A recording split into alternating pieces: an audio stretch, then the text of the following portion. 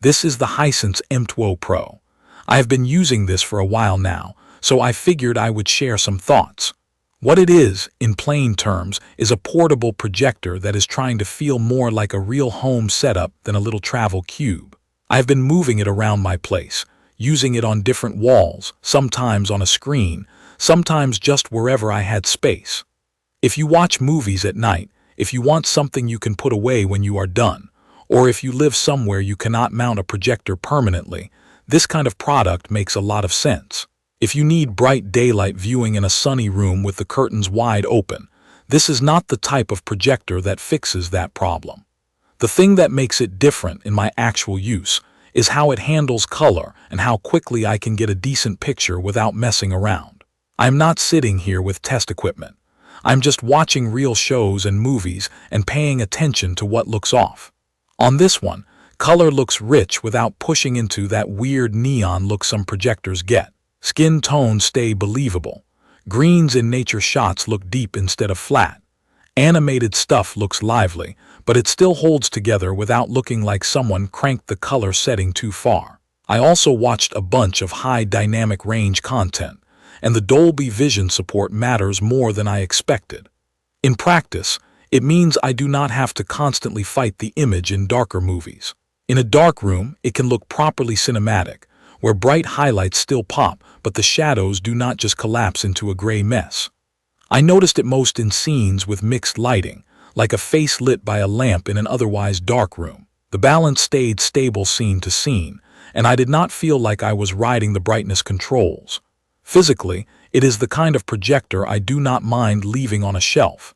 It is compact, but it does not feel flimsy. I have picked it up and moved it a lot, and it has held up fine. The stand is built in, and that ended up being more useful than I thought it would be. When I wanted to project higher on the wall, I just tilted it up. One night I projected on the ceiling while lying on the couch, and it actually worked without me stacking books under it or doing anything sketchy. The base feels stable, so I was not worried about it tipping over. Setup is the part I keep coming back to because it changes how often I actually use a projector. With this, I put it down, powered it on, and it handled focus and image correction fast. The autofocus locked in quickly. The keystone adjustment squared things up. The screen fit feature usually found the edges without me doing the slow manual box dragging thing. It even avoided an obstacle on my wall during one setup, which honestly surprised me because most of the time those features feel like they work only in perfect conditions.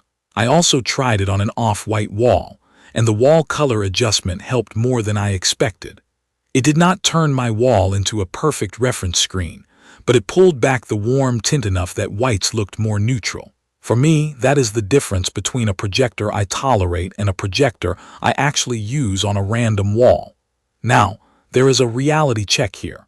Anytime a projector is doing digital correction, you can lose a bit of sharpness and brightness. I could see a small difference when I pushed the keystone hard. If you are super picky and you always set up perfectly centered, you will still want to do that. But for normal living room use, where the table is not in the exact right spot, I was happy to trade a little bit of purity for convenience. One feature I really appreciated in day-to-day use is the optical zoom. A lot of portable projectors use digital zoom, and it basically just throws away part of the image, so it looks softer. Here, I could change image size without that same hit to clarity.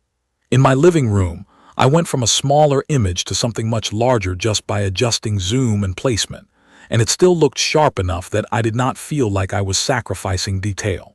I am not going to pretend every source looks perfect, but with good 4000 resolution content, fine textures and text stayed clean. Brightness is always the question with portable projectors. My experience was simple. At night or with the lights low, it looks strong and very watchable. In a dim room during the day, it can still work. In full daylight with curtains open, the image washes out, like basically every projector in this class. If your real-life use is mostly evening movies, you will be fine. If you want to watch sports at noon with sunlight pouring in, you will fight it. A screen that rejects ambient light would help, but I would still treat this as a projector that wants some light control. I spent time watching darker scenes because that is where smaller projectors usually fall apart. Contrast was better than I expected for something this size. I could still make out detail in shadows instead of seeing a muddy blob. It is still a projector, so do not expect the same black levels you get from a good television, but it did not frustrate me in the way some compact projectors do. Motion handling was also something I adjusted right away. Out of the box, motion smoothing looked a bit too smooth for movies, so I changed the setting to something more film-like. After that, sports and faster camera movement looked cleaner without giving movies that overly processed look. If you hate motion smoothing completely, you can turn it off, and I still found playback steady. Sound is better than I expected from something this size. I used the built-in speakers for casual viewing, and dialogue stayed clear. There is some body to voices, and it can fill a normal room at a reasonable volume. It is not deep bass, and it is not going to replace a real sound system, but I did not feel forced to hook up a soundbar immediately. When I did connect a soundbar, audio return channel over high-definition multimedia interface worked reliably.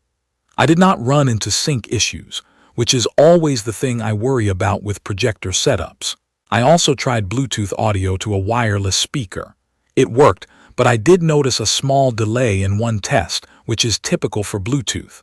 For movies, it was mostly fine. For anything timing sensitive, I would stick with a wired connection. The smart system on this is actually usable.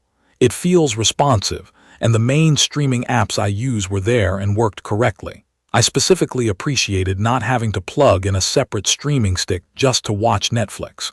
The remote being backlit sounds like a small detail, but in real use in a dark room, it makes things easier. Voice search worked well when I tried it, and the menus did not feel cluttered. I also played games on it. I hooked up a console and tried a few different styles, including a shooter and a racing game. With the low latency mode on, it felt responsive. I am not going to tell you it feels identical to a gaming monitor, but it was good enough that I stopped thinking about input delay and just played. I also tried a higher refresh setup from a personal computer at a lower resolution, and motion looked smoother. If you are the kind of person who wants extremely high refresh competitive play, it is capable in that direction. But for me, the main takeaway is that casual and even fairly serious gaming felt solid. There are some limitations I want to be honest about. Connectivity is the one that annoyed me the most. You get one high-definition multimedia interface port and one universal serial bus port. That is it. If you have a console and a disc player, or you bounce between multiple devices, you will end up swapping cables or buying a switch. I ended up using a small switch just to make the setup less annoying. Wireless was stable for me, but I still missed having a wired internet option for reliability. I'm also mildly sensitive to the rainbow effect that some digital light processing projectors can show. I did catch it a few times, mostly on bright subtitles or white text on a black background. It was not constant, and it did not ruin the experience for me, but if you already know you are sensitive to that effect, I would try to see it in person before committing. Fan noise was not a problem in my use.